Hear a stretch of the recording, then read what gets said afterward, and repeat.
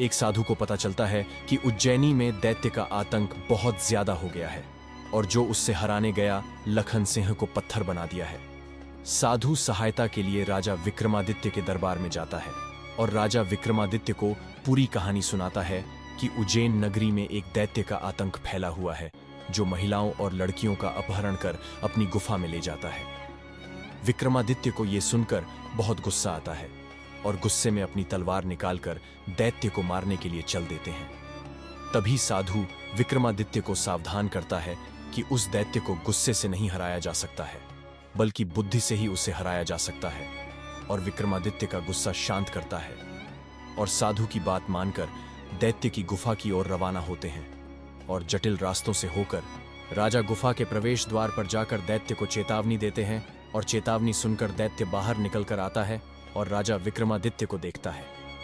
विक्रमादित्य ने दैत्य को देखकर कहा, पूछो, तुम्हारे 7 प्रश्न में उनका उत्तर दूंगा। यह सुनकर दैत्य चौंक जाता है।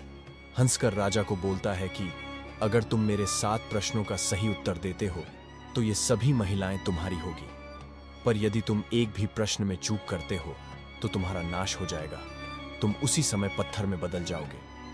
विक्रमादित्य ने कहा, हां, मुझे स्वीकार है, तुम प्रश्न करो। तभी दैत्य पूछता है कि बताओ, वह कौन सी चीज है जो जितनी बांटोगे उतनी ही बढ़ती जाती है। राजा ने बिना देर किए उत्तर दिया, प्रेम। दैत्य ने दूसरा प्रश्न पूछा, कौन सी ऐसी शक्ति है जो बिना किसी शस्त्र के भी समस्त संसार को नियंत्रित करती है। राजा ने मनन करते हुए उत्तर दिया, समय। तीसरा प्रश्न पूछा, वह कौन सी बात है जो बिना बोली भी हजारों कथाएं बयां कर देती है। राजा ने उत्तर दिया, मौन। चौथा प्रश्न पूछा, वह कौन सी अनुभूति है जो सबसे गहरी होती है पर व्यक्त की जा न सके। राजा ने सोचा और कहा, शोक। पांचवा प्रश्न पूछा, कौन सा वह रहस्य है जिसे समझने की कोई सीमा नहीं। राजा ने उत्तर दिया, जीवन। छठा प्रश्न पूछा, कौन सा तत्व है जो सबको बांधता है फिर भी सबको मुक्त करता है। राजा ने कहा, आस्था।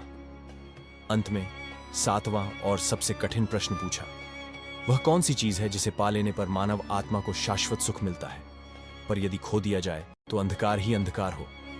राजा ने गहरी सोच में डूबते हुए उत्तर दिया, सत्य। दैत्य ने राजा के उत्तर सुने और उसकी आंखों में आश्चर्य की चमक भर गई। उसने हंसते हुए कहा, तुमने मेरे सारे प्रश्नों का उत्तर सही दिया है, इसलिए मैं अब सभी महिलाओं को तुम्हें सौंपता हूं, और जो जो आज तक मेरी वजह से पत्थर बने हैं उन सबको शाप से मुक्त करता हूं। और लखन सिंह भी अपने स्वरूप में वापस आ गया।